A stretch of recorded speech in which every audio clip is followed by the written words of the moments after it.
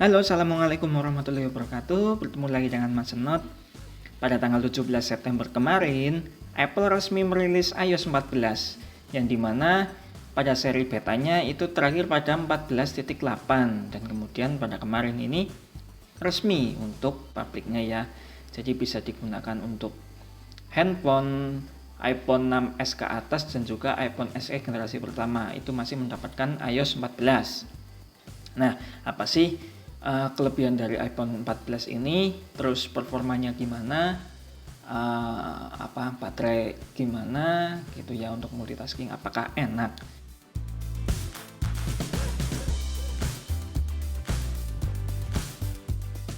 Di sini saya menggunakan iPhone 8 yang dimana mungkin bisa dikatakan untuk iPhone 8 ini sudah berumur ya, karena sudah lebih dari 3 tahun dan juga ya mungkin ya yang jelas sudah berumur lah ya. Sudah tua gitulah. Nah, sewaktu saya mau mengupdate itu pada tanggal 17, saya cek pada jam 12 itu belum ada updatean ya. Terus saya tinggal tidur dan terbangun pada saat subuh itu sudah ada updatean. Nah, yang dimana updatean ini memakan berapa, sudah saya screenshot, memakan 2,35 GB, yang dimana updatean ini cukup besar ya, karena banyak untuk yang perlu diubah. Nah, saya tinggal tidur, sewaktu mendownload itu handphone saya nggak terlalu panas ya, nggak seperti updatean pada 13.7 itu lebih hangat yang itu daripada yang ini malah. Kemudian setelah saya update, maksudnya sudah saya download kemudian saya update. Nah, pada saat pengupdatean itu panas ya. Nggak tahu mungkin handphone Anda juga panas atau enggak setelah terupdate. Yang pertama saya rasakan adalah untuk ketajaman warna dari iPhone 8 ini, ketajaman warnanya ini ya, itu lebih kontras dan lebih tajam gitu loh. Jadi yang saya rasain pertama itu sebelum saya membuka fitur yang baru itu widget dan juga perpustakaan aplikasi, itu yang pertama saya rasakan adalah kontras dari warna layar ya, itu lebih tajam dan juga kontras. Nah, setelah itu baru saya untuk mengecek widget-widget yang ada pada tampilan. Nah, mungkin untuk kalian pengguna Android widget seperti ini sudah tidak asing lagi ya, karena Android memang dari dulu sudah terbanyak. Nah, ini ya fitur-fitur seperti ini. Contohnya widget sama saja sih seperti kayak Android, ada kalender, ada cuaca, kemudian ada peta, SOT, terus apalagi ini ya macam-macam lah, tergantung kita mau pasang widget apa, sama seperti pada Android. Kemudian pada perpustakaan app juga sama sih ya. Jadi menurut saya ini yang membedakan itu cuma seperti ini. Nah, ketika kita mau membuka icon, contohnya ini Facebook ya, ini kan ikonnya besar ketimbang yang di bawah seperti Twitter dan Messenger, itu langsung terbuka ke aplikasi tanpa harus membuka ini ya. Jadi satu kotak ini tidak, jadi langsung terbuka seperti itu.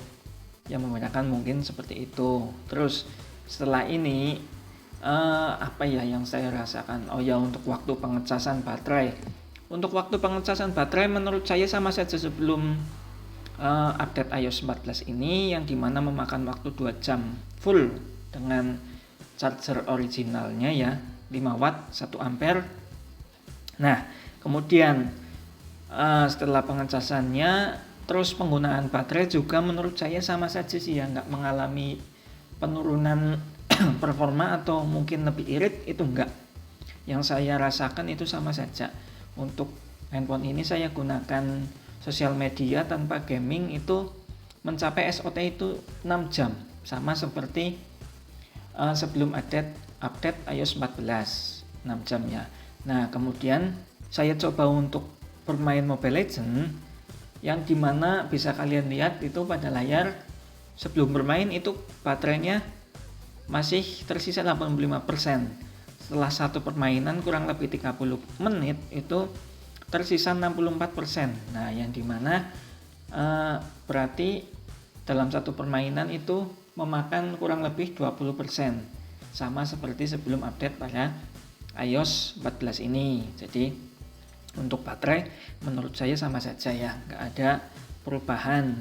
Kemudian untuk kesehatan baterai sebelum update itu baterai saya kapasitas maksimumnya 84% ya. Setelah update juga masih sama 84%. Nah, yang bisa dikatakan setelah update tidak mengalami perubahan untuk kapasitas maksimum pada iPhone 8 ini, yang dimana katanya kalau update iOS itu ada yang mengalami penurunan, ada yang bahkan ada yang naik juga ya 1%. Itu saya nggak tahu kenapa, tapi untuk saya sendiri nggak mengalami seperti itu ya. Nah, untuk penggunaan sehari-hari gaming atau sosial media, kalau untuk bermain sosial media sih yang saya rasakan untuk handphonenya itu nggak mengalami panas sama sekali ya. Kalau sebelum update memang untuk bermain sosial media dan multitaskingnya banyak, mungkin lebih banyak dari ini, itu hangat lah. Tapi untuk iOS 14 ini yang saya rasain itu nggak hangat sama sekali. Berbeda ketika saya bermain game. Nah, saat bermain game ini memang yang saya rasakan itu panas, tapi tidak sepanas pada sebelum update iOS 14 ini gitu ya. Jadi yang saya rasain pada iOS 14 ini untuk panasnya sendiri mengalami pengurangan ya gitu. Terus apalagi ya untuk fitur selanjutnya, yang dimana katanya ada fitur tab di sini belakang yang akan membuka apa, tapi ternyata saya buka di pengaturan nggak ada untuk itu ya, pengaturan seperti itu, yang dimana mungkin pengaturan itu hanya ada pada iOS 10 iPhone 10 ke atas itu ya. Kemudian apalagi ya, untuk performa, untuk kenyamanan sih mungkin sama ya. Untuk ininya sama, nggak mengalami delay, nggak mengalami frame, dan untuk penerimaan sinyal juga sama, nggak ada masalah. Oh ya, yang saya alami itu touchnya itu lebih sensitif ya, jadi nggak ada delay. Kemudian untuk fitur-fitur yang lain, contohnya kamera, yang saya rasakan nggak ada yang berbeda sih, nggak ada mungkin gambarnya lebih jernih atau apa. Yang saya rasain itu enggak, sama saja ya. Ya mungkin memang itu bukan dari perangkat lunaknya, jadi sudah seperti itu, nggak ada perubahan. Ya begitu sih ya yang saya rasakan.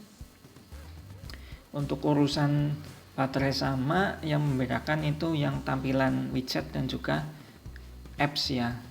Jadi mungkin akan ada video untuk pengaturan widget, pengaturan apa yang perlu pada iOS 14 ini dan perlu di off kan ya. Mungkin saya akan membuat video selanjutnya itu. Dan mungkin cukup sekian sih untuk iOS 14 ini. Semoga video ini bermanfaat ya. Dan jika kalian mengalami bug atau masalah pada handphone kalian, silahkan komentar ya. Karena untuk iPhone 8 yang saya rasakan sampai sekarang belum menemukan bug atau masalah pada iOS 14 ini. Oke, terima kasih ya. Semoga video ini bermanfaat. Wassalamualaikum warahmatullahi wabarakatuh.